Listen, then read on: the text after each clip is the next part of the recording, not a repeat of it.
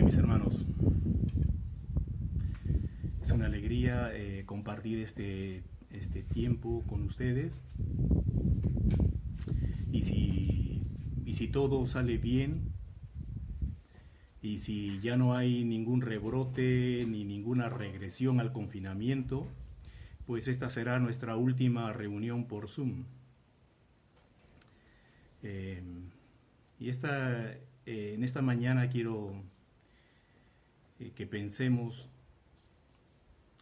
en una verdad que le pasó al pueblo de Israel y que también nos sucede a nosotros.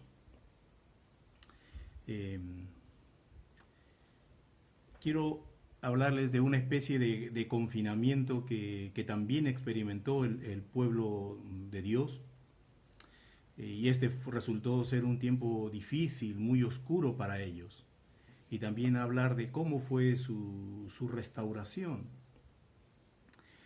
Sabemos que todo lo que está escrito antes es para pues nuestro aprendizaje, para nuestra enseñanza. Y en esto que voy a no contarles algo nuevo, sino es algo que ustedes ya conocen, pero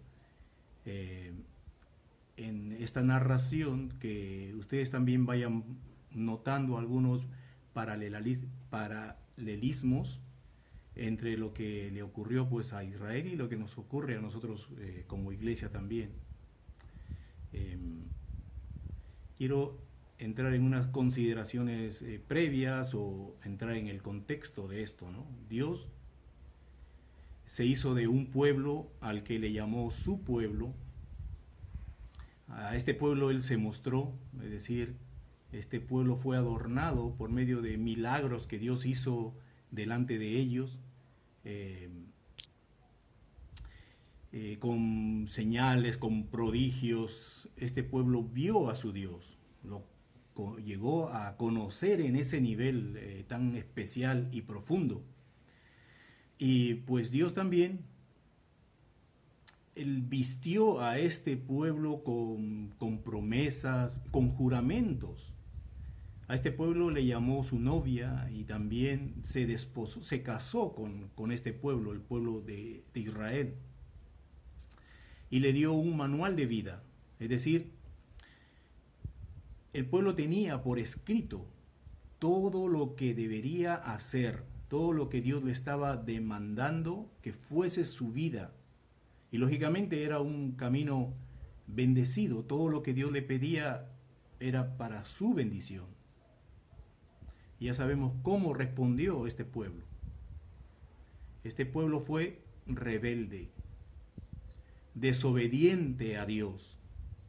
Cada cual hacía lo que bien le parecía. Se alejaron de Dios y pues finalmente Dios los entregó en manos de sus enemigos, los cuales vinieron, los conquistaron y los llevaron presos muy lejos de su tierra. Allí en ese destierro, ellos se lamentaban por su ciudad destruida, por su templo querido destruido. Qué curioso. Cuando ellos estaban en su tierra, en Jerusalén, cuando disfrutaban del templo, ni caso le hacían. Incluso habían metido en el templo a otros dioses, a otros ídolos. Y ahora se están lamentando por su templo, por su querido templo destruido. Bueno, ellos se lamentan por eso y por muchas cosas más que les tocó vivir en ese tiempo de destierro. El profeta Jeremías escribió un libro de todos estos dolores, de todas estas situaciones difíciles que les tocó vivir al pueblo estando en el destierro. Y no tuvo otra genial idea que llamarle a su libro Lamentaciones. En el Salmo 137 hay un salmo que es también de estos lamentos en este tiempo de cautiverio en Babilonia. Este salmo es muy interesante, quiero leérselos. Dice: junto a los ríos de Babilonia Allí nos sentábamos y aún llorábamos, acordándonos de Sión. Sión es el nombre espiritualizado que representa la presencia de Dios en un lugar. Entonces se acordaban de Sión y lloraban. Dice, sobre los sauces, en medio de ella, colgábamos nuestras arpas. Y los que nos habían llevado cautivos nos pedían que cantásemos. Y los que nos habían desolado nos pedían alegría, diciendo, cantadnos alguno de los cánticos de Sión. Y respondimos, ¿cómo cantaremos cánticos a Jehová en tierra de extraños? Si me olvidare de ti, oh Jerusalén, pierda su diestra, mi diestra su destreza. Mi lengua se pegue a mi paladar si de ti no me acordare, si no enalteciere a Jerusalén. Si no enalteciere a Jerusalén como preferente asunto de mi alegría.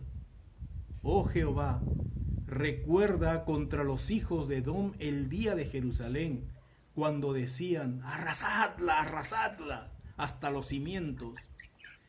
Hija de Babilonia, la desolada, bienaventurado el que te diere el pago de lo que tú nos hiciste. Dichoso el que tomare y estrellare tus niños contra la peña. Vaya, este es un salmo en el que hay un brote, una fluidez de emociones. Encontramos aquí pena, dolor, llanto por Jerusalén, por su monte de Sión, y a la misma vez un desprecio y un deseo de venganza hacia sus conquistadores. Bien dice el dicho que nadie sabe lo que tiene hasta que lo pierde. Bien, pero poco a poco este llanto que ellos tenían fue apagado. Con el paso del tiempo, finalmente ellos se resignaron y aprendieron a vivir en aquellos lugares. En otras palabras, se establecieron allí. Pues Dios sí que tenía en su mente que ellos pasasen un largo tiempo. 70 años habían pasado. Ya la mayoría de ellos sin duda habían muerto. Y se había levantado una nueva generación. Una nueva generación con los anteriores que quedaban, que ya se habían adaptado a esa nueva forma de vida en ese lugar. Ya poco extrañaban la emocionante vida de ofrecer sacrificios a Dios, de ofrecer ofrendas a Dios, de escuchar la palabra de Dios, de cultivar su devoción hacia Dios y de regresar a su querido y amado Sión. Ya estaban conformes. Si en ese tiempo a alguien les hubiera dicho, ¿qué tal si hacemos una protesta, todos los que estamos aquí, y volvamos a Jerusalén? Nadie se hubiera levantado. Si hubieran dicho, volvamos a reconstruir, nadie se hubiera levantado. Tuvo que intervenir Dios para que ellos volviesen a Jerusalén, a reconstruir Jerusalén y a reconstruir el templo. Así que Dios en su tiempo, o sea, en el tiempo de Dios, en el kairos de Dios, Él despertó el espíritu de mucha gente para que vayan a reconstruir la ciudad santa y la casa de Dios, para que se pudiera restablecer el culto y la adoración a Dios que se había perdido. En el libro de Esdras encontramos este relato del ánimo que Dios puso y de la restauración del templo.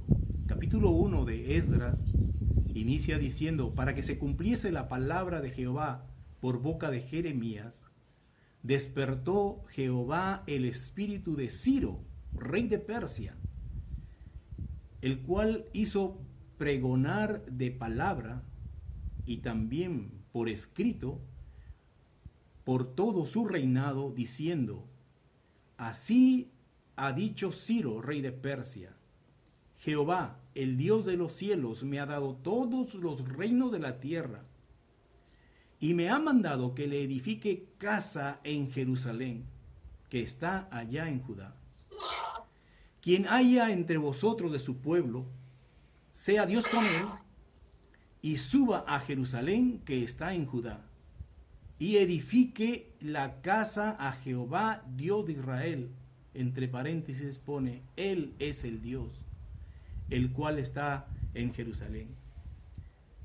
Y a todo el que haya quedado en cualquier lugar donde more, ayúdenle los hombres de su lugar con plata, con oro, con bienes y ganados, además de ofrendas voluntarias para la casa de Dios, la cual está en Jerusalén. Dios reavivó el corazón del rey más poderoso que había en la tierra en ese entonces, el rey Ciro. No sé qué tratos tuvo Dios con este rey, pero él sintió dentro de sí que tenía que reconstruir Jerusalén, que tenía que reconstruirse el templo que estaba en Jerusalén, porque de ahí iba a venir la bendición para él. Y promulga que vayan a hacerlo. Pero Dios hizo más. Dice en el verso 5: entonces se levantaron los jefes de las casas paternas de Judá y de Benjamín, y los sacerdotes y levitas, todos aquellos cuyo espíritu despertó Dios, para subir a edificar la casa de Jehová, la cual está en Jerusalén. A más de eso, movió a mucha gente para que ofrendasen. Y en el verso 6 dice: y todos los que estaban en sus alrededores les ayudaron con plata y oro, con bienes y ganado, y con cosas preciosas, además de todo lo que se ofreció voluntariamente. Dios despertó, puso el ánimo, puso el deseo en ellos, y ellos regresaron a reedificar la casa de Dios que estaba destruido. Aquí quiero hacer un paralelo en las cosas que a nosotros también nos ocurren, y una casi igualdad, porque nosotros también somos pueblo de Dios. La iglesia es el nuevo pueblo de Dios. Y también el Señor nos ha adornado con cosas que ni siquiera le ha dado a Israel, porque nosotros, los cristianos, hemos sido adornados con la salvación, con la justificación, con santidad, cosa que los judíos no tenían. Ellos lograban justificación y expiación solamente por un corto tiempo, por un año, a través de sacrificio de diversos animales. Pero a nosotros nos ha dado el perdón completo, la justificación y la santificación a través del Cordero de Dios, Jesucristo, quien murió, y una vez y para siempre. Así que eso tenemos nosotros como vestido blanco, nuestra justificación, nuestra santificación. Además que Dios nos ha adornado a nosotros, su iglesia, con promesas también, que vamos a adquirir posteriormente, que vamos a tener. Es nuestra herencia, es nuestro legado. Así somos nosotros también pueblo de Dios. Pero como el anterior pueblo de Dios, Israel, nosotros también somos susceptibles de apartarnos de Dios, y de hecho lo hacemos, nos apartamos de Dios y pecamos contra Dios. Y voy a señalar 3 puntos aquí que son muy suaves, muy sutiles, pero que al final de cuentas nos hacen apartarnos de Dios y entregarnos en manos del enemigo. La primera es desobediencia. Jesús nos ha dado una serie de ordenanzas, de mandatos, y nos ha dicho que nosotros no debemos desligarnos de Él, más bien debemos permanecer en Él, y la forma de permanecer en Él es guardando justamente todo lo que Él nos ha mandado. Pero nosotros desobedecemos, nos desconectamos de Jesús. Unas horas antes del arresto de Jesús y que lo lo prendiesen para después crucificarle, él oraba intensamente a Dios pidiendo por la unidad entre los creyentes, entre este nuevo pueblo que él iba a formar, era muy importante para Jesús. Y él pedía que haya una unidad en nosotros porque lo valoraba, él lo consideraba muy importante y necesario, que nosotros estemos unidos en el vínculo del amor. Y muchas veces, por poner nuestros propios pensamientos, deseos, intenciones, rompemos esa unidad. Y no amamos como Dios nos pide amar. Amamos solamente al que nos cae bien, con el que simpatizamos. Pero más allá, soportar a quien de una u otra forma nos puede herir, lo cortamos inmediatamente. Luchamos contra esa persona, lo apartamos de nuestro círculo. No fomentamos el amor que Dios nos ha pedido. Un amor que perdona una y 1000 veces. Sin embargo, ese es uno de los puntos de la desobediencia, que rompemos el amor, la unidad y muchas otras áreas más, porque decimos, no, a mí no me parece, yo no lo siento hacer, y desobedecemos. El siguiente punto es que no solamente desobedecemos, sino que hacemos cosas que enojan o desagradan a Dios. Y no hablo de cosas escandalosas, sino muchas veces cosas sutiles que se meten dentro de nosotros. Una de las cosas que tenemos cada hombre es el orgullo. Y si no lo sabemos controlar, y si no lo ponemos bajo los pies del Señor, ese orgullo puede ser un causal de hacer cosas que desagradan a Dios, porque permitimos orgullo en nuestra vida que trae la vanidad, que trae ese egocentrismo. Y por eso podemos entrar a despreciar a los demás, sin quererlo. Sutilmente entra. Dejamos que nuestro orgullo nos envanezca. Entonces, somos un poquito intocables. No nos pueden tocar porque ahí mismo sale el enojo, la ira, la cólera. Y con eso tal vez la venganza. Esto no se va a quedar así. No me conocen a mí. Esa es nuestra carnalidad, nuestra humanidad. Y muchas veces sutilmente se mete ahí y hacemos mucho daño. Porque por ello también viene no solamente la venganza, sino las murmuraciones. Empezamos a difamar a quien podemos, a otras personas. ¿Por qué? Porque nos cayeron mal. Entonces, no solamente está en cosas escandalosas que los cristianos también hacen, como la fornicación, el adulterio. También se meten en esas cosas. Pero mayormente son aquellas cosas, pequeñas cosas que afectan nuestra vida y hacemos cosas que desagradan a Dios. Y el tercer punto, que me parece un poquito principal, es la incredulidad que hay en los que se llaman creyentes. Parece opuesto, ¿no? Me llamo creyente y a la misma vez soy incrédulo. ¿Por qué? Porque no le creemos a Dios. Si realmente le creyésemos a Dios, no habría desobediencia. Si realmente le creyésemos a Dios, no haríamos cosas que le desagradan a Dios. Pero no le creemos a Dios. Por eso no nos sometemos completamente a Él. Nuestra confianza muchas veces no está en Dios que nos protege, sino está en los bienes que hemos acumulado, en nuestras riquezas, en nuestro trabajo, en nuestra profesión, en nuestro estatus, una serie de cosas que de cierta forma nos pueden dar un prestigio, una cobertura, y defendemos eso, y le quitamos el tiempo a Dios por defender esto, cuando realmente nosotros tendríamos que depositar nuestra confianza y nuestra sola confianza en Dios solamente. ¿Qué hace esto? Este tipo de pecados que se ciernen dentro de nuestra vida, ¿qué hace? Pues hace que el enemigo gane ventaja sobre nosotros. El enemigo. Nosotros le estamos dando derecho legal por el pecado que tenemos, que albergamos dentro de nosotros, le damos derecho legal al diablo para que nos ataque, para que haga su obra.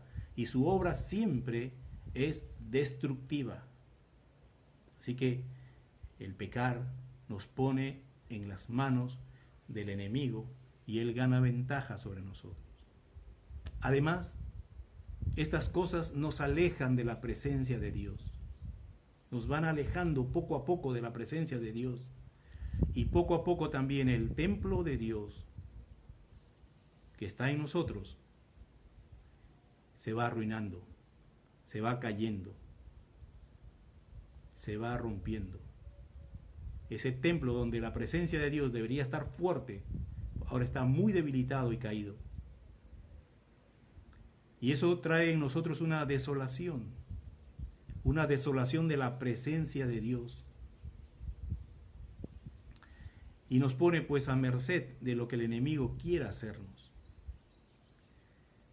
Así que lentamente vamos perdiendo y sintiendo una falta en la devoción a Dios. El temor y el respeto a Dios también va cayendo. La consideración a Dios sobre todas nuestras cosas también va cayendo. Ya vamos actuando en lo que a nosotros nos parece correcto. Nuestra opinión está sobre la opinión de Dios sin darnos cuenta. Así que lo peor es que nos adaptamos a vivir en esa tibieza espiritual. Y por último acabamos estableciéndonos en ese estado de vida pensando que así está bien, que ya esa es nuestra normalidad. Así que nos acostumbramos nosotros a vivir con escasez como el resto del mundo, con angustias, a veces sin paz, a veces con dolores, ya nos acostumbramos. Hace un tiempo yo le preguntaba a mi madre, ¿cómo estás? Bien, bien, me decía. Mamá, pero ¿no te duele tu cuerpo? Sí, siempre me duele, pero ya me acostumbré al dolor. Ella se había acostumbrado, como muchas personas, a vivir con dolor toda la vida.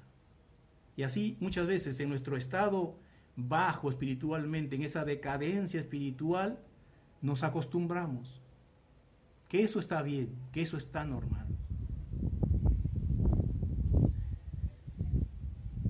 Ahora, una pregunta.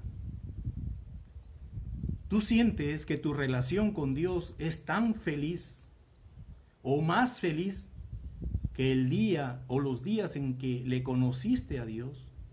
¿Recuerdas esos días en que tú le conociste a Dios? Esa alegría que sentías por Él, ¿ahora es igual o más? Y si no, significa que has descendido sin darte cuenta, has caído. Estás en un lugar de donde debes levantarte, donde no debes acostumbrarte a estar. En relación a Israel, vemos que Dios intervino para animar el corazón, para despertarlos, para que vayan y reconstruyan el templo. Pero en la actualidad Dios lo quiere todo el tiempo para nosotros. Siempre Dios está queriendo despertarnos para que nosotros salgamos de ese lugar donde nos hemos estancado, donde hemos caído, donde no progresamos espiritualmente. Él siempre quiere levantarnos. Por eso, a través del apóstol Pablo, en Efesios capítulo 5 y el verso 14, encontramos esta palabra que dice, por lo cual dice, despiértate tú que duermes, y levántate de los muertos, y te alumbrará Cristo. Si tú lees el capítulo 5 de Efesios que he citado, está hablando de una serie de pecados que rondaban a los creyentes y algunos de ellos lo hacían, tremendos pecados, y Pablo les decía, esas son obras de las tinieblas, pero vosotros sois hijos de luz, no pueden estar en estas cosas, no pueden haber esos pensamientos, no, despiértate tú que duermes y levántate de los muertos, porque quienes practican esas cosas son como muertos. Nos está expresando el deseo de Dios que no debemos quedarnos en esa situación. Tenemos que salir de ahí. Otro verso es Hebreos capítulo 12, versos 12 y 13. Dice, por lo cual, Levantad las manos caídas y las rodillas paralizadas, y haced sendas derechas para vuestros pies, para que lo cojo no se salga del camino, sino que sea sanado. Levanta las manos caídas y las rodillas paralizadas, creyentes que habían llegado a ese punto de estar estancados, de no crecer, de haber retrocedido en su vida espiritual.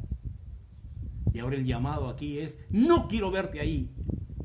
Levántate, levanta esas manos caídas, endereza esas rodillas paralizadas y hazte sendas derechas por los cuales caminar para que seas finalmente sanado y restaurado. Pero estas palabras que nos lo dice a nosotros los creyentes, ya Dios se los había dicho también a su pueblo Israel. Esto es sacado de Isaías 35. Y quiero también citar esta porción de Isaías 35, de donde fueron extraídos estas verdades para nosotros. Dice: fortaleced las manos cansadas, afirmad las rodillas endebles, decid a los de corazón apocado: esforzaos, no temáis, he aquí que vuestro Dios viene con retribución, con pago. Dios mismo vendrá y os salvará. Entonces los ojos de los ciegos serán abiertos y los oídos de los sordos se abrirán.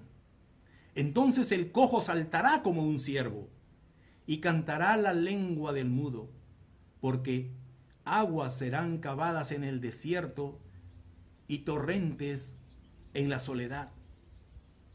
El lugar seco se convertirá en estanque y el sequedal en manaderos de agua. En la morada de chacales y en su guarida será lugar de cañas y juncos.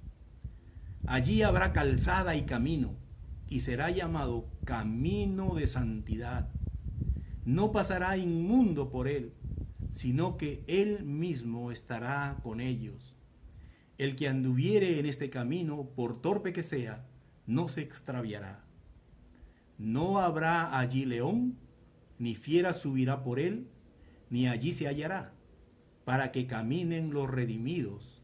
Y los redimidos de Jehová volverán y vendrán a Sión con alegría, y gozo perpetuo será sobre sus cabezas, y tendrán gozo y alegría, y huirán las tristezas y el gemido.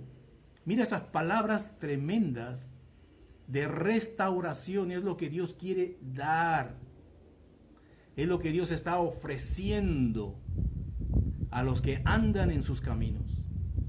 Cosas que no lo tienen los que están en pecado, los que han caído en ese cautiverio de Satanás, los cuales están con un corazón apocado, débiles. Pues ¿qué van a recibir así en esa situación? ¿Bendiciones de Dios? Desde luego que no.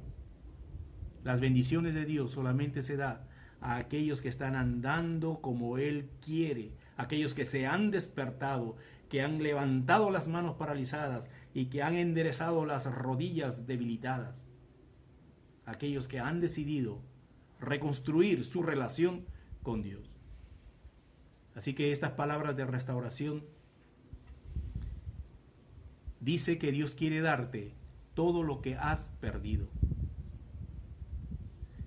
Pero tú tienes que tomar la decisión de hacerlo. Tú tienes que tomar la decisión de levantarte, de despertarte. Dios lo quiere, Dios lo está poniendo ahora mismo en tu corazón. Que no desees esa vida así mediocre espiritualmente. Cosas buenas hay en Dios y tú tienes que apoderarte de ellas, tú tienes que recibirlas, tú tienes que experimentarlas. Cosas mejores hay, pero tienes que levantarte para reconstruir tu templo, para reconstruir la relación con Dios que está caída. Así que levántate, despiértate, haz sendas correctas para tus pies por donde debes ir. Así que esta debe ser nuestra nueva normalidad espiritual. Una normalidad restaurada en Dios. ¿Hay trabajo por hacer? Sí, hay mucho trabajo por hacer. No es cuestión de un momento, de una decisión. Es, es cuestión de tomar una decisión y caminar en ello día tras día. Pero sí se puede. Y aquí estamos para que juntos lo hagamos. Juntos lo podemos hacer. Como dijo Guillermo temprano, si estás lejos, no estás disfrutando de la vida que Dios te quiere dar. Así que restauremos nuestra vida espiritual, nuestra relación con Dios. Dios nos ayude y nos bendiga en esta tarea que empieza ahora. Gracias y el Señor les bendiga. Entremos en un momentito de oración para tener una relación personal, tú y Él. Padre, gracias porque tú nos has dejado en tu palabra un ejemplo para evitar, un ejemplo para no seguir, que es cómo cayeron el pueblo de Israel en cautividad. Y también ahí, Señor, lamentablemente en ese libro de Esdras, vemos en el capítulo 9 y 10 cómo esta gente que regresó a reconstruir la ciudad y el templo se paralizaron, no lo reconstruyeron y por el contrario empezaron a pecar en los mismos pecados en los que habían caído sus padres. Qué lamentable, Señor, de esta situación humana que siempre nos lleva a caer otra vez, a volver otra vez al fango. Te pedimos, Señor, que nuestro deseo de santidad para contigo y de reconstruir nuestra relación contigo y de reconstruir este templo donde tú siempre tienes que morar y ser nuestro jefe, que tú nos ayudes a reconstruirlo, Señor, y que así permanezca, con una devoción hacia ti, con un respeto hacia ti y también, Señor, para gozar todo lo que tú quieres darnos. No estar lejos, sino estar cerca de ti, Señor. Ayúdanos, Padre, en el nombre de Jesús. Amén.